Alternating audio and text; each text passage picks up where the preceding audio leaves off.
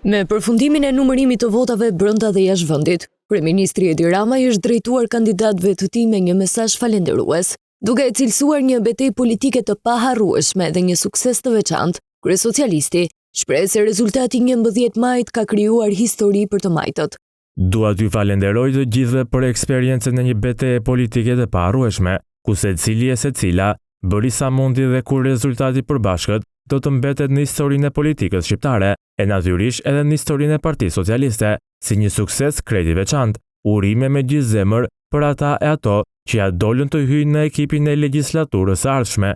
Nuk la pa përmendur dhe kandidatët që nuk mundën të bëshin pjesë e parlamentit, madje u shpreh se ata do t'i nevojiten Partisë Socialiste. Të gjithë atyre që s'ja dolën u them shumë sinqerisht se duhet të jenë jo vetëm krenar për pjesën e tyre të çmuar në fitoren e Partisë Socialiste, por edhe të bindur se në rrugën që vazhdon, me supersfidën historike të antarësimit të Shqipërisë në Bashkimin Evropian, kontributi i tyre do të jetë shumë i nevojshëm. Prandaj, kokën lart të gjithë bashkë motra e vëllezër, këtu nuk ka humbës, por vetëm fitues. PS arriti të fitojë 83 mandate nga zgjedhjet e 11 majit, duke i siguruar kështu mandatin e 4 qeverisës.